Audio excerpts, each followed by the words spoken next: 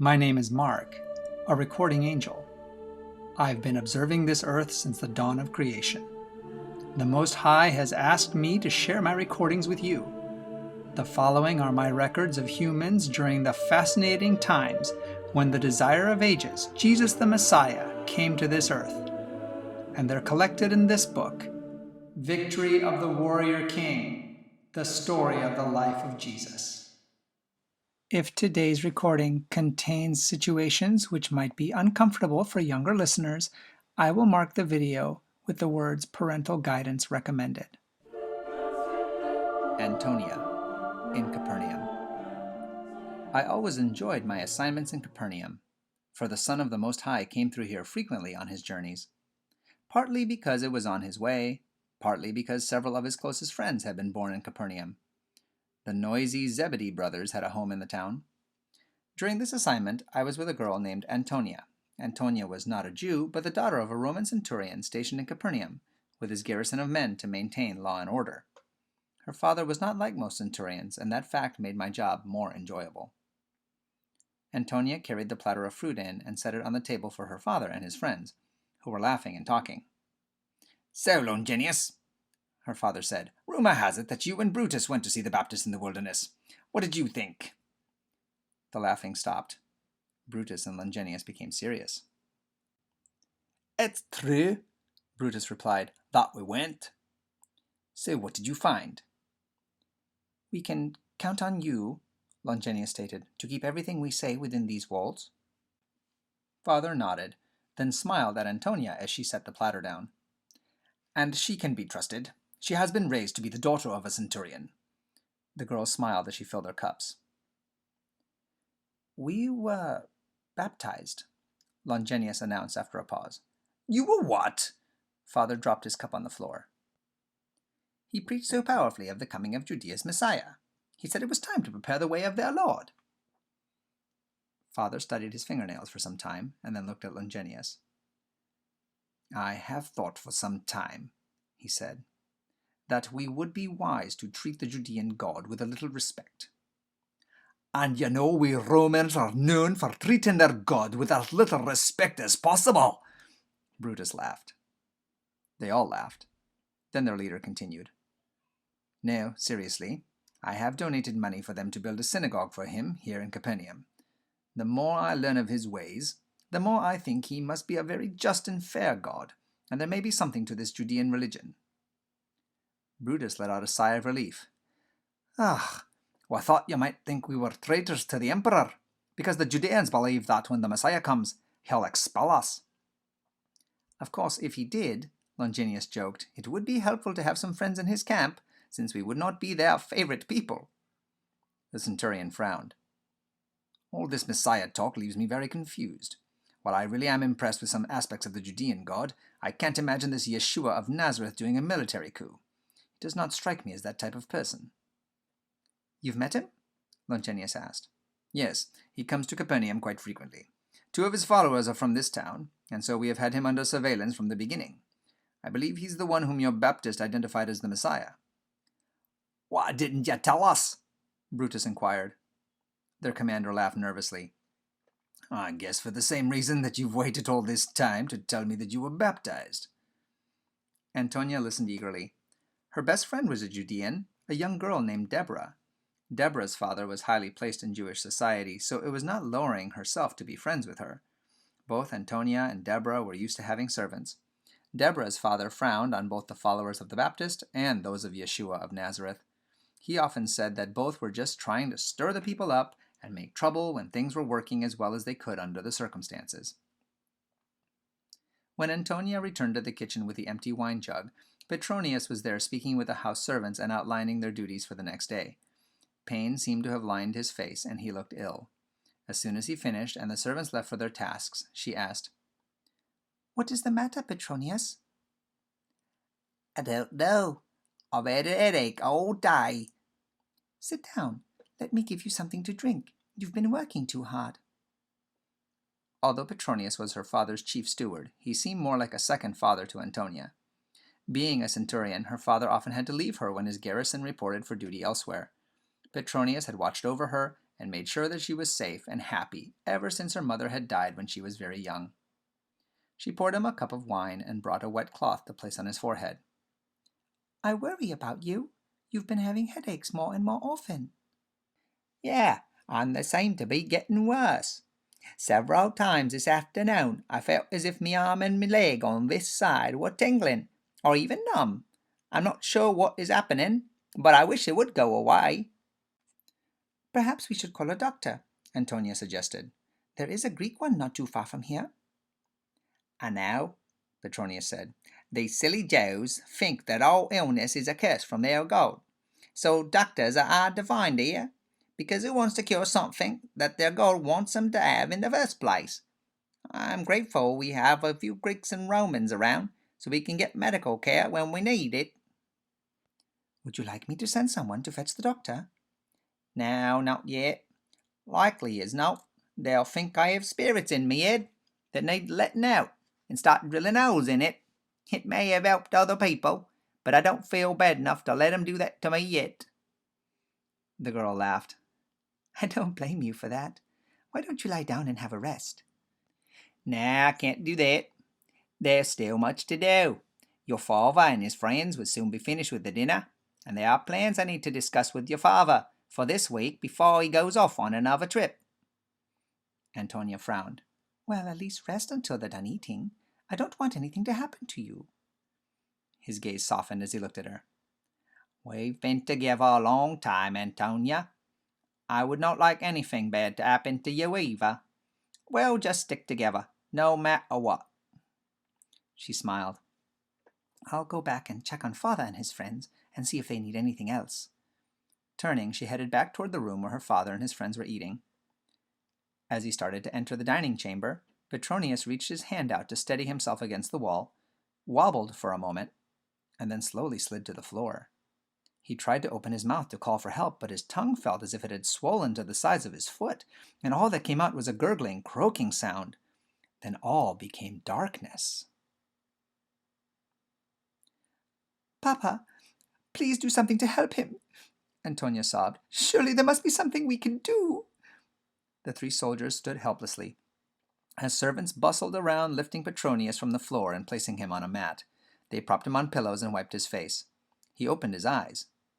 Look, he's awake, the girl cried. Petronius, father said, we've been worried about you. The servant's gaze lifted from Antonia to her father. He opened his mouth, but only a grunt came out. Are you able to speak? Father asked. Petronius groaned again. He tried to move one hand and was able to gesture a little. Then it fell weakly to his side. The other hand just lay limp on the coverlet. Antonia noticed that one side of his face sagged and drooped. That side of his mouth didn't seem able to move either. What is it, father? She asked. Is it something that can be helped by the physicians? Are there herbs to ease this type of problem? Her father shook his head. I don't think so, Antonia. We've seen this before, and it's not good. She tried to give Petronius a sip of water, but he choked. Quickly, the three men rolled him on his side so that the water trickled out of his mouth instead of gagging him. I don't think he can swallow, Antonia. I don't think you should try that again. But if he can't swallow, how will we feed him? Father just shook his head. Oh, Petronius, she cried, and fell on her knees with her head on his chest. The three men conferred quietly among themselves. Well, Brutus said finally, either we believe in this healer, or we don't. What do you mean? Father asked. Well, if we believe that the Baptist is right, then this man is the Judean Messiah. We've heard that he does healings for his fellow Judeans. Perhaps, if we ask him... We can't ask him, Father observed. We're Romans. They hate us. I don't know, Longinus commented. This man seems different, although I'm sure a good share of his followers hate us. But it won't hurt to ask, Brutus said. So what if he says no? Surely someone has said no to you before. Father looked at him. Do you think he would heal the servant of a Roman? I don't know, Brutus replied. Perhaps you should send some of the Jewish elders from Capernaum, Longinus suggested. After all, you did build a synagogue for them. I'm sure if the elders explained to Yeshua of Nazareth how tolerant you've been toward them and how you have actually helped them practice their religion, you might be more sympathetic. Excellent plan, Father agreed. I will send a servant to the elders right away and get someone on the road to Yeshua. Antonia lifted her tear-stained face and looked at her father. Please, send immediately. I don't know if this is going to help, Antonia. Don't get your hopes up. He may be the Judean Messiah, but we are only Romans. I won't ask him to come here. As the Messiah, he presumably would have authority to command a healing by just speaking. You think so? His daughter asked. If he's who he seems to be, then he should be able to, and we are not important enough to summon him to our home. I shouldn't have sent the elders to ask Yeshua to come here. It could get him in a lot of trouble having contact with us Romans. And I'm sure he doesn't need any more political problems than he's got already. I must send some servants to ask him just to speak the word, and my servant will be healed. I'm sure he can do that. Antonia's father continued to mumble to himself. Surely if I, a centurion, can just speak the word from Capernaum and have my wishes taken care of, he, the Messiah, can do the same. I will stay here with Petronius, Antonia announced. It's going to be all right, she whispered to him.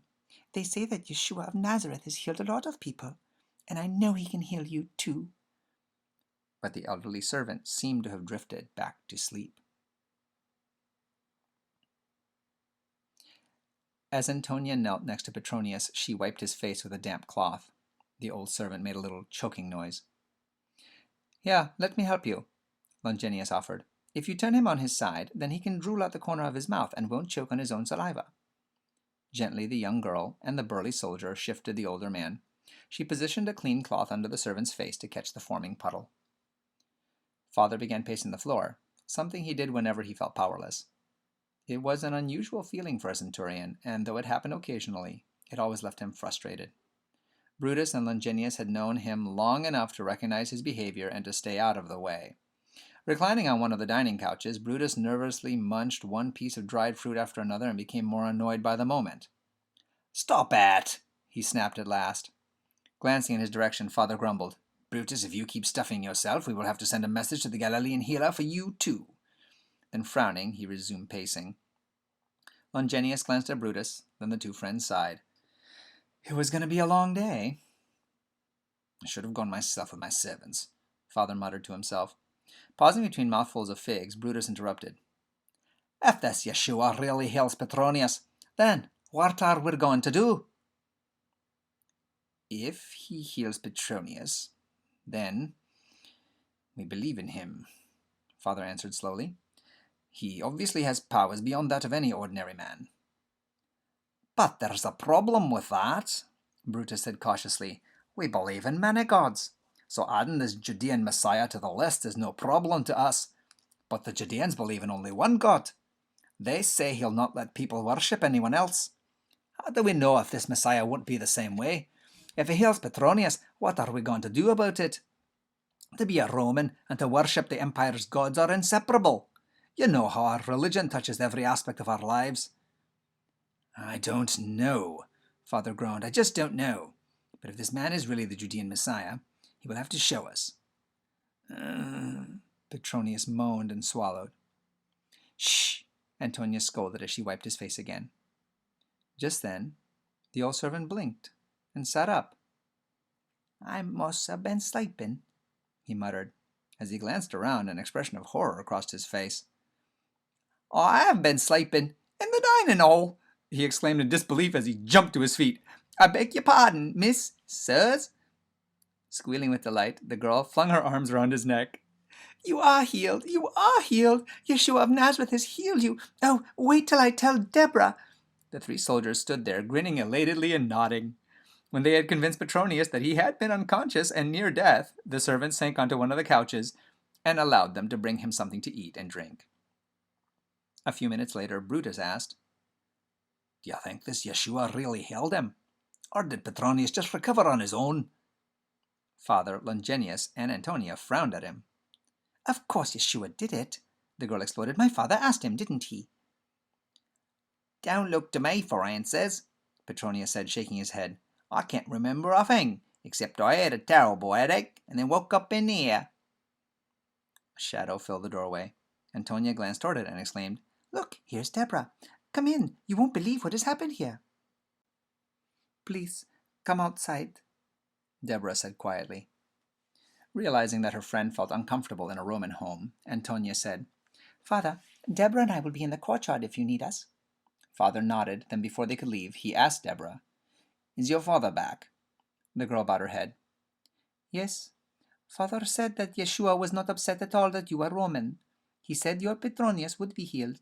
Then when your servants arrived and told him that Yeshua didn't have to come, that he could just say the word, he really shocked everyone. He said that he had not seen such faith even in Israel. Faith? Father echoed, frowning. The girl glanced at the centurion's face. My father frowned like that too. "I'll bet he did," Brutus commented, then became silent as Father glared at him. Your servants will be back any moment, Deborah continued, and you can find out more from them. She and Antonia scampered outside. This is really awkward for my father, Deborah stated when the two girls reached the courtyard.